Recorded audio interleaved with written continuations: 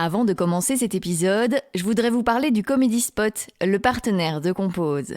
Le but de la SBL créée par Mélanie et Salim, c'est de ramener la scène montante du stand-up belge dans le Brabant wallon et dans une ambiance comme à la maison. L'agenda du Comedy Spot est à retrouver sur www.comedyspot.be. Compose, épisode 22. J'ai aucun regret parce que je suis vraiment devenu ce que je suis et je me suis fait connaître grâce à tout ça. Je ne sais pas s'il faudrait le refaire de la même manière, avec du recul, mais en tout cas, ça a fait partie de mon histoire et j'ai beaucoup de tendresse quand je regarde ça parce que finalement, je faisais peut-être les choses de manière maladroite sans m'en rendre compte, mais c'était juste un gamin qui voulait réussir, prouver au monde entier que voilà, il pouvait y arriver et donc vraiment, je suis très fier de tout ce que j'ai fait, mes concepts, je renierai jamais mes débuts et c'est grâce à ça que j'en suis là aujourd'hui. Je pense que cet invité, vous ne l'attendiez pas sur Compose. Je dois dire que moi non plus. Et en fait, c'est une personne qui ose créer. Et j'ai le plaisir de recevoir Jérém Star pour ce 22e épisode. Influenceur suivi par des millions de personnes, chef d'entreprise, chroniqueur, vidéaste, humoriste. Jérém Star était récemment de passage en Belgique pour promouvoir son premier one-man show qu'il jouera au Centre culturel Duc le 19 juin. Ensemble, on a parlé de ce spectacle, aboutissement de ses 10 ans de carrière, de la plateforme de lutte contre le harcèlement qu'il a créée et du harcèlement dont il est lui-même victime, de son personnage de Jérém Star qui est aujourd'hui une marque déposée, de son engagement auprès de PETA France, du fait qu'il a appris plusieurs métiers par lui-même. Je vous souhaite une très belle écoute. Alors d'abord, ma première question, c'est qui est en face de moi à mon micro aujourd'hui ? C'est plutôt Jérémy ou Jérém Star ? Les deux. Ben merci, Jérémy et Jérém Star d'être avec moi aujourd'hui sur cet épisode de Compose. Avec plaisir. Tu montes donc sur scène pour ton spectacle Enfin sur scène. Pour toi, c'est l'aboutissement de ces 10-15 dernières années ? Oh, ça fait autant de temps, C'est dingue. Exactement, c'est ça en fait. C'est un bon bilan. On arrive à 10-15 ans de carrière. J'ai commencé quand j'étais ado. Et effectivement, c'est l'occasion pour moi d'aller vers quelque chose de nouveau, de monter sur scène. C'est un petit peu la prolongation de ces dernières années. Voilà, je faisais rire mes abonnés sur les réseaux sociaux et puis maintenant, on les fait rire en vrai. Et puis, c'est aussi surtout un rêve d'enfant puisque quand j'étais petit, je faisais des spectacles dans le grenier de ma grand-mère devant toute ma famille. Cette fois-ci, je le fais de manière professionnelle sur scène, mais en gardant ces petits déguisements qui me faisaient tant rire déjà quand j'étais petit. Qu'est-ce qu'on pourra découvrir alors sur scène ? Alors sur scène, je me livre énormément. C'est un spectacle, un seul en scène, autobiographique. Sauf que c'est pas un livre, pour le coup, c'est vraiment en réel. Je transperce l'écran, pour m'adresser à des vrais gens et ça fait du bien parce qu'il y a des émotions, il y a du rire et c'est un petit peu une rétrospective, de ma célébrité dans le milieu Internet, tout ça, parce que j'ai commencé sur Internet et puis ensuite un décryptage du milieu des médias, de la télévision, de la télé-réalité, plein d'anecdotes hyper drôles sur l'influence, les pires propositions, des placements de produits qu'on m'ait faites. C'est vraiment un récit comique, mais aussi émouvant, puisqu'il y a aussi beaucoup de sujets très profonds et des sketchs très émouvants. Et est-ce qu'on a encore des choses à apprendre sur toi ? Parce que on te suit depuis longtemps, d'abord sur les réseaux, sur Internet, mais après il y a eu aussi les livres sur toi où tu te livrais vraiment beaucoup. Est-ce qu'on apprend encore des nouvelles choses sur Jérém Star quand on vient voir ton spectacle ? Je pense, en tout cas on apprend des choses sur ce milieu qui passionne les jeunes, qui est celui aussi de la télé-réalité. Les gens, et les jeunes surtout, sont loin d'imaginer, encore une fois, comme je l'ai souvent dit, mais qu'il est dangereux, que c'est un milieu très particulier, donc ils apprennent beaucoup de choses là-dessus. Je pense que très souvent ils sont assez choqués, les retours que j'en ai, que ça se passe de cette manière-là. Moi je révèle vraiment plus de 10 années dans ce milieu, donc oui, on apprend des choses, c'est aussi le but dans ce spectacle, c'est d'apprendre des choses, et puis je pense que certains sont aussi très surpris de découvrir et d'apprendre à connaître ce clown triste finalement que je peux incarner aussi des fois. Donc oui, c'est une manière aussi de me livrer, et je pense que j'ai encore plein de choses à dire sur moi de toute façon. Tu t'adresses à qui? C'est un public un peu jeune ou pas forcément? Vraiment, tu as envie de t'adresser à tout le monde avec ce spectacle? Alors, je pensais que ça allait être un public jeune, comme ça a été le cas pendant longtemps durant mon parcours. Mais à présent, les jeunes qui me suivaient il y a 5-6 ans ont grandi. Et en fait, les jeunes étaient jeunes en même temps que moi et sont en train de devenir vieux en même temps que moi. Donc, du coup, on grandit ensemble. Et je suis très surpris de voir que dans la salle, à chaque fois, à mes spectacles, il y a des gens de mon âge, en fait. On a des mamans. Enfin, vraiment, la tranche d'âge, c'est plus du tout 15-18. C'est vraiment 25-35, quoi. Donc, c'est top. On t'a, on t'a beaucoup suivi, en tout cas virtuellement. Maintenant, tu passes sur scène. Est-ce que toi, tu avais une petite appréhension en te disant, est-ce que le public va me suivre et venir me voir en vrai? Non, j'avais pas d'appréhension parce que c'est marrant parce que je dis ça à la fin, je leur pose une question dans le spectacle en leur disant alors vous avez aimé ce spectacle, j'espère que vous n'avez pas passé un moment trop désagréable. En même temps, je sais pas pourquoi je vous pose la question, je sais que quoi que je dise, quoi que je fasse, vous me trouverez formidable. Non mais c'est pour rire, mais c'est vrai que j'ai une communauté tellement maintenant fidèle que j'ai vraiment fidélisé toutes ces années que du coup non, j'étais pas inquiet. Enfin, j'ai tout de suite vu de toute façon sur les premières dates que le public était là et j'étais assez sûr de moi quand je me lance dans quelque chose. Je me dis ça ne peut que fonctionner pas pour la première fois, mais pour l'une des rares fois finalement où je propose quelque chose d'abouti et de concret. On n'est plus dans le côté léger de la télé-réalité avec des gens qui se clashent dans un bar. Là, on a un vrai spectacle, on a quelque chose de travaillé, de construit. Ça pouvait forcément apporter qu'une valeur ajoutée. Donc, j'étais pas forcément inquiet. Après, en revanche, je me disais, est-ce que vraiment je vais être à l'aise et je vais réussir cet exercice? Est-ce que je vais être crédible en tant qu'humoriste?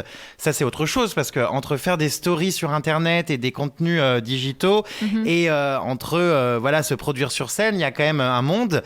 Et finalement, la transition s'est faite vraiment super bien.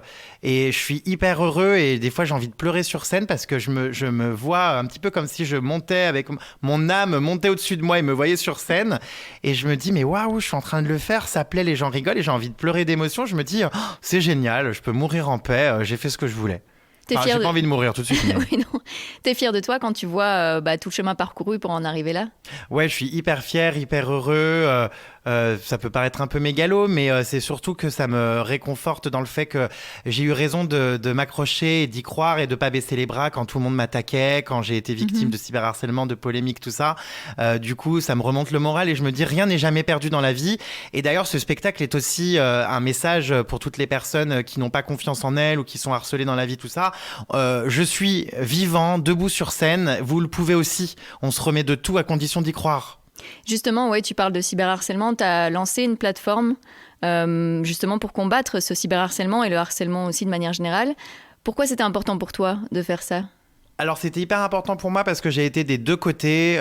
J'ai participé à un moment donné durant ma carrière à alimenter tout ce système de délation, de rumeurs, de potins, avec des articles, des interviews que je faisais. Aujourd'hui, je le fais plus, mais donc j'ai été de ce côté-là. Et puis, j'ai été aussi du côté de celui qui se reprend tout en pleine tête et qui finit par être harcelé sur des accusations horribles, tout ça. Donc, en fait, qui mieux que moi pour maîtriser les deux côtés, finalement, de la situation. Et je me suis dit, il faut vraiment que je transforme tout ça, que je devienne la meilleure version de moi-même, que j'apprenne de tout ça, que je transforme ça en positif. Et du coup, j'ai décidé de lancer une plateforme d'entraide collective où les gens peuvent venir témoigner sur mon forum de manière anonyme et raconter la situation de harcèlement qu'ils ou elles subissent. J'y passe tous les jours, j'y réponds, puis il y a aussi toutes les ressources nécessaires. Voilà, c'est hyper important parce que déjà, moi, ça m'aide à vaincre le harcèlement dont je suis encore victime aujourd'hui. Et puis, parce que autant que mes millions d'abonnés servent à des choses positives. C'est dur quand on vit comme ça ce harcèlement depuis aussi longtemps. Comment tu arrives, toi, à sortir de là et finalement à pas t'engouffrer dans cette spirale négative ? En fait, ce qui est très dur, c'est d'être tout le temps au cœur d'attaque. Alors moi, j'avais choisi un créneau qui est celui de la télé-réalité, qui est évidemment un créneau très putassier. Donc je savais très bien que je mettais l'épée dans quelque chose qui allait tôt ou tard me causer des problèmes. Enfin, c'est pas sain. Donc je m'étonne pas de ce qui m'est arrivé non plus. Mais ça part très loin et c'est vrai que ça a été très difficile à vivre parce que moi, vraiment, ce personnage de Jérém Star, qui aujourd'hui n'est plus qu'un simple personnage, c'est aussi une marque déposée, une entreprise, tout ça. Ça a été des années de travail, des nuits blanches. tout ce qu'on voit pas en fait, des montages vidéo acharnés, du travail, de l'inventivité, de se renouveler, tout ça. Et j'ai l'impression qu'à chaque fois on veut me le détruire, j'ai l'impression qu'on veut me casser ma carrière, tout le temps me mettre des bâtons dans les roues. J'ai perdu beaucoup de choses à cause de ces polémiques. Et c'est toujours cette impression d'être un phénix qui doit tout le temps renaître de ses cendres. Et c'est vrai que moralement c'est épuisant. Se faire lyncher sur la place publique et accuser d'horreur, c'est très fatigant. Mais pour autant, il faut quand même trouver la force parce que hors de question de donner raison à ces gens-là.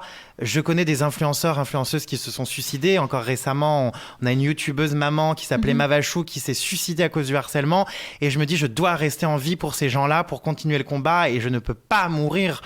Donc c'est aussi ça qui m'a... Voilà, c'est mon amour de la vie en fait, le fait qu'on se relève de tout et j'en suis persuadé, à condition d'y croire et de se donner les moyens. Mais c'est vrai que c'est très difficile au quotidien. Quelle est ton analyse un peu des gens justement qui harcèlent, qui cyberharcèlent? C'est un peu une sorte de jalousie du fait que voilà, tu viens de entre guillemets nulle part et tu as créé justement, comme tu disais, ton entreprise, ta marque, etc. Enfin, comment est-ce qu'on peut expliquer ce genre de choses? Alors, il y a une haine générale voilà, de tout ce qui est influenceur, tout ça. Les gens qui font un travail, on va dire, entre guillemets, normal, sont énervés voilà, que des candidats, par exemple, de télé-réalité deviennent millionnaires et habitent à Dubaï. Ça les énerve. Par exemple, pour quelqu'un qui travaille dans une usine, la personne va évidemment être frustrée, tout ça. Bon, moi, je me considère pas comme ces candidats parce que voilà, je crée énormément de choses, je travaille énormément comme un chien, je fais pas juste des placements de produits. Donc, il y a déjà une haine autour des influenceurs. Ça, c'est quelque chose. Les gens ne comprennent pas comment des gens débiles, parlons cru, peuvent gagner autant d'argent. Voilà, c'est sûr qu'il y a ça. Et puis, il y a du cyberharcèlement et un comportement très problématique sur les réseaux sociaux qui, je pense, vient d'un manque d'éducation.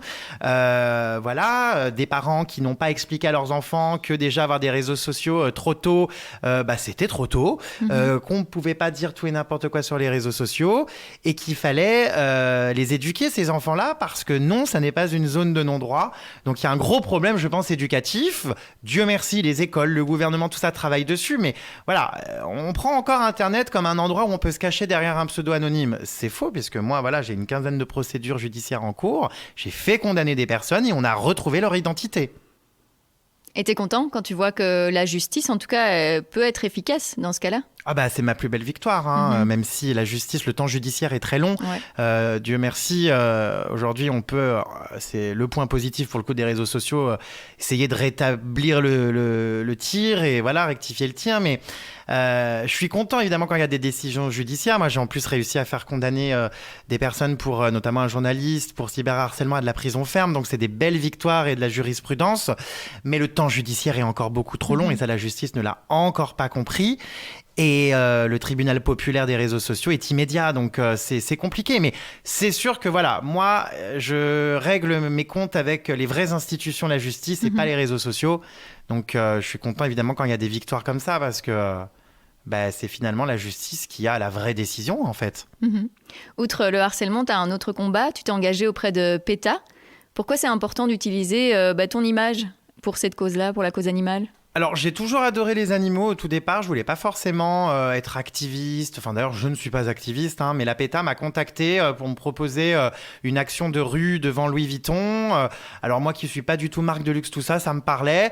J'ai accepté de faire cette opération de communication en leur expliquant que j'étais sensible à l'éveil. Je voulais m'éveiller sur des problématiques animales, mais que je ne maîtrisais pas tout, que je ne comptais pas du tout devenir végétarien, que je mangeais encore de la viande, même si très peu au final. Mais donc je suis pas quelqu'un qui va être le numéro 1 et l'exemple sur mes combats, on va dire, mais ce qui est sûr c'est que j'aime m'éveiller, j'aime apprendre des choses et comprendre mieux les choses pour peut-être changer mon comportement aussi, l'adapter. Mais je suis pas parfait non plus, donc c'est en fait toujours pareil dans cette perspective de vouloir apprendre de moi-même, vouloir devenir une meilleure version de moi-même. Je m'ouvre, on va dire, à la réflexion. Et puis en fait, j'ai tellement adoré ce qu'on a fait avec la PETA que j'ai du coup proposé de faire une deuxième action moi-même dans un bain de sang en plein Paris pour lutter contre la souffrance animale sur les tests pour les cosmétiques, tout ça en laboratoire. Voilà. Mais c'est vrai que c'est aussi un combat qui me parle, mais voilà, je suis pas résumé qu'à ça non plus. Je suis pas activiste numéro 1 de la cause animale. Je fais en fait les choses avec le feeling et le cœur au moment où j'ai envie de les faire. Et c'est des messages importants à transmettre aussi à ta communauté, même si c'est quelque chose que tu maîtrises pas, comme tu dis, mais en tout cas, tu éveilles les consciences aussi, quoi. C'est ça, et puis je sais qu'il y en a beaucoup qui me prennent pour exemple. Quand je vois que j'en aide certains à faire des coming out ou que je les aide à se remettre du harcèlement, je me dis, je peux peut-être leur faire réfléchir, les faire réfléchir sur d'autres sujets, d'autres thèmes. Donc, utilisons cette influence de manière positive. Mhm. Quand tu avais la conciergerie, que tu faisais les interviews dans ton bain, t'imaginais qu'un jour, une association comme PETA te contacterait pour faire ce genre de choses ? J'y pensais pas trop, mais ce qui est sûr, c'est que quand je me cantonnais à la télé-réalité, que j'avais ce fameux blog qui s'appelait La Conciergerie, où c'était vraiment un blog de délation et de ragot, évidemment que j'avais des institutions moins prestigieuses qui faisaient appel à moi et que j'étais vraiment dans un créneau très, très borderline. Hein. Donc, je pense que vraiment aujourd'hui, avec l'évolution, la maturité que j'ai pris, les expériences que j'ai traversées, ça m'attire aussi du meilleur, des prestataires, des partenaires de qualité. Donc, je suis très content de ça aussi, quoi. Mais à l'époque, ça n'aurait pas été possible, je pense. Est-ce que tu as des regrets de cette époque-là ? Non, j'ai aucun regret parce que je suis vraiment devenu ce que je suis. Je me suis fait connaître grâce à tout ça. Je ne sais pas s'il faudrait le refaire de la même manière, hein, avec du recul, mais en tout cas, ça a fait partie de mon histoire et j'ai beaucoup de tendresse quand je regarde ça parce que finalement, je faisais peut-être les choses de manière maladroite sans m'en rendre compte, mais c'était juste un gamin qui voulait réussir, prouver au monde entier que il pouvait y arriver et donc vraiment je suis très fier de tout ce que j'ai fait, mes concepts, je renierai jamais mes débuts, c'est grâce à ça que j'en suis là aujourd'hui. Dans ton livre, tu parles aussi beaucoup de ta maman, tu lui transmets beaucoup de messages, notamment tu lui dis que tu l'aimes. Quelle est votre relation aujourd'hui ? Est-ce qu'elle est fière de toi, du spectacle que tu as lancé Alors, elle a vu mon spectacle il n'y a pas longtemps. C'est toujours très compliqué parce qu'elle n'est pas trop dans les déclarations et on est très pudique. Donc, apparemment, elle a aimé, elle a rigolé. Mais on est toujours très pudique et c'est d'ailleurs à cause de ça, du manque de je t'aime durant mon enfance, tout ça, de mes parents, de ma mère, que j'ai voulu créer Jérém Star pour avoir une reconnaissance que j'ai toujours cherchée et que je n'ai pas vraiment eu au sein de ma famille. Et c'est pour ça que je suis devenu Jérém Star et je suis très comblé d'ailleurs aujourd'hui grâce à mes spectacles, aux rencontres que je fais, les gens qui viennent me soutenir. Mais avec ma mère, du coup, on passe beaucoup plus de temps ensemble. Ça, c'est vachement bien. Je me suis beaucoup rapproché d'elle et j'ai pu surtout lui dire que je l'aimais à travers des livres, des messages. Voilà. En vrai, c'est toujours un peu délicat, à moins que j'ai bu de l'alcool. Mais sinon, c'est un peu compliqué, quoi. Mais tu restes un petit peu pudique, entre guillemets, par rapport à tes sentiments ? Oui, de manière générale. C'est assez compliqué. Mais après, j'essaye de travailler là-dessus. Donc, voilà. Tu dis que aussi ton plus grand défi dans la vie, ce serait de te faire apprécier pour ce que tu es en vrai. Est-ce que tu as le sentiment aujourd'hui d'arriver à ça ? Oui, je pense justement avec cette évolution, je pense que tu me posais la question au tout début de l'entretien du podcast Jérém Star ou Jérémy qui est face à toi. Je pense que là, on a du Jérém Star un peu, mais on a aussi de plus en plus Jérémy. Et ce virage que je prends dans ma vie et dans ma carrière, tout ça, laisse beaucoup plus de place à Jérémy. Et je pense que finalement, les gens commencent à le découvrir. Donc, la victoire commence à arriver. Voilà. Et je pense que cette image que les médias ont voulu faire de moi, les polémiques dans lesquelles j'ai été mêlé, tout ça, quand on apprend vraiment à me connaître, on se rend compte que tout ça, mais en fait, c'était complètement bidon. Et on se rend compte que certains médias peuvent vraiment aller trop loin et que le cyberharcèlement peut vraiment complètement inventer des vies aux gens, quoi. Et Jérém Star, il t'a vraiment aidé dans tout ça ? Oui, ce côté... Oui, ce côté exubérant, Jérém Star a beaucoup aidé Jérémy, tout ça, à me dépasser, à aller de l'avant et à vaincre cette timidité, ce manque de confiance. Donc, oui, ça m'a beaucoup aidé, quoi. Hein, ça, c'est certain. Hein, c'est grâce à Jérém Star que Jérémy est moins angoissé dans la vie. Donc, Jérém Star, finalement, a été mon plus bel atout dans ma vie, je pense. Comment tu te présentes maintenant aux gens ? Quand tu rencontres des gens, tu dis plutôt Jérémy ou Jérém Star ? Jérém. C'est un bon mix entre les deux. Et comment je me présente, c'est toujours très compliqué d'expliquer mon métier. Sur le papier, c'est chef d'entreprise parce que j'ai une entreprise de production audiovisuelle et je crée du contenu sur différents supports. Mais je leur réponds que je suis une bête de foire.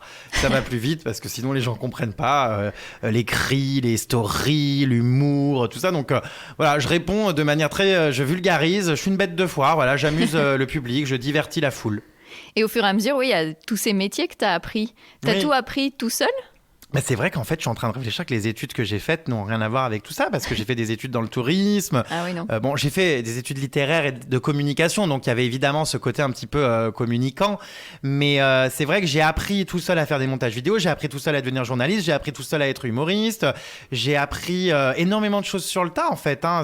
Mais je pense que je suis pas le seul. Hein. On est vraiment une génération à notre âge. Je pense qu'on a le même âge. Tu as quel âge? J'ai 33. Oui, on a à peu près le même âge. Je pense qu'on est des self-made, on a su utiliser les réseaux sociaux, tout ça, même les youtubeurs, les Norman, les Cyprien.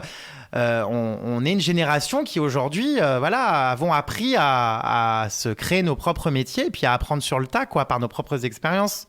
Et à ne plus être dans une seule case aussi.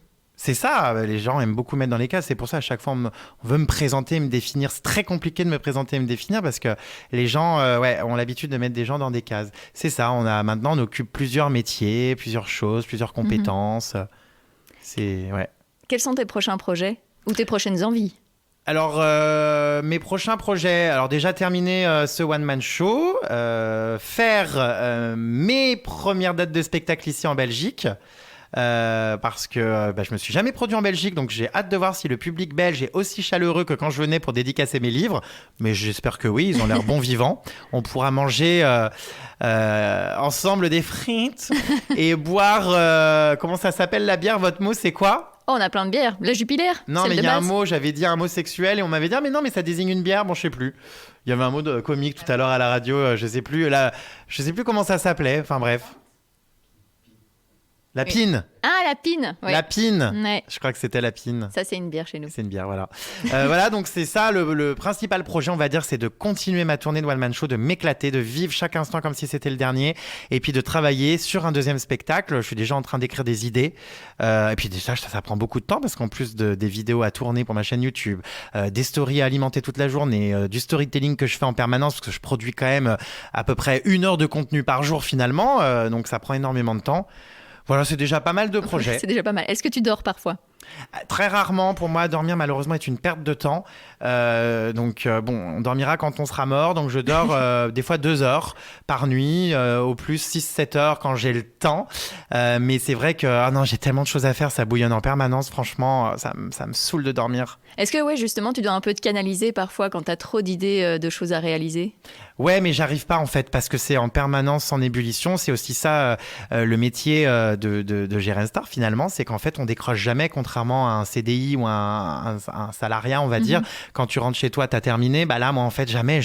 Le samedi, le dimanche, tout le temps, vite, faut produire un nouveau truc. Le temps que je suis en train de passer là en vacances sur une chaise longue au soleil, je pourrais peut-être le passer pour créer autre chose, pour avoir un nouveau concept, une nouvelle idée, pour avancer sur un montage, Bref, donc c'est vrai que c'est du non-stop, je suis hyper actif et j'arrive rarement à me poser.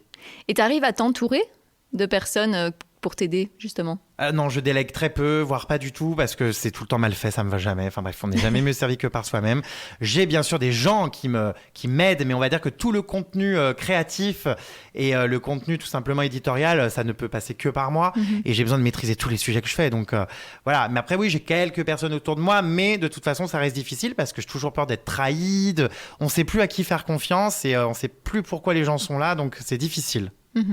Et c'est aussi pour garder ce côté vrai envers ta communauté, que ce soit toi qui sois derrière tous les contenus finalement. Bah oui, Jérém Star, je l'ai créé moi-même, donc en fait personne peut en parler à ma place, personne peut répondre à mes abonnés à ma place, personne peut gérer mes réseaux sociaux à ma place, personne peut rien faire à ma place en fait. Donc c'est aussi pour ça, ouais, et puis parce que je veux le faire moi-même, quoi, c'est important. Je vais te poser la dernière question du podcast, c'est la question rituelle. Qu'est-ce que tu aimerais oser faire et que tu n'as pas encore fait? Oh là là, c'est compliqué, hein. J'ai osé beaucoup de choses, punaise. J'aimerais peut-être oser. Ça, je pense que c'est la bonne réponse en fait. J'aimerais oser peut-être vivre plus et lever le pied. Mais j'ose pas encore. J'ai trop peur de l'avenir. J'ai besoin de sécuriser tout mon business. Mais j'aimerais tout simplement prendre le temps de vivre et penser à moi parce que c'est pas quand je serai vieux que je pourrais m'octroyer du temps pour moi. Enfin, si, sûrement aussi, mais voilà. Donc, il faudrait que j'ose penser un peu plus à relâcher la pression. Pour l'instant, t'arrives pas du tout. T'es tout le temps au taquet pour tes Ouais, tout le projets? temps. Mais je suis passionné par ce que je fais de toute façon. Donc, Est-ce que tu as l'impression de travailler justement? Ah bah oui, quand même. C'est vrai que des fois, on n'a pas forcément l'impression, parce que choisissez un métier que vous aimez, vous aurez jamais l'impression de travailler, ce dicton-là. Mais Ouais. oui, non, bah, j'ai bien l'impression de travailler. Les nuits blanches que je passe devant mon ordi à régler des problèmes de vidéos, à faire des montages et à me rendre malade pour que ça sorte à temps. Oui, j'ai bien l'impression de travailler et franchement, je m'en rends bien malade. Donc, ouais. C'est ras-le-bol des fois. Hein. Mais le lendemain, une nuit et c'est reparti. J'en ai plus ras-le-bol et ça repart. Parfait. Merci beaucoup. Merci. Merci Jérémy d'avoir accepté mon invitation. Je vous mets les liens vers son site internet et ses réseaux sociaux dans les notes de cet épisode. J'espère qu'il vous a plu. Alors si c'est le cas, n'hésitez pas à laisser des étoiles sur Apple Podcast et Spotify et à vous abonner à Compose sur Instagram, Facebook et Twitter. Et puis si vous voulez soutenir financièrement ce projet, c'est possible via Patreon et Utip. Merci beaucoup à ceux qui le font déjà. On se retrouve dans 2 semaines pour un nouvel épisode.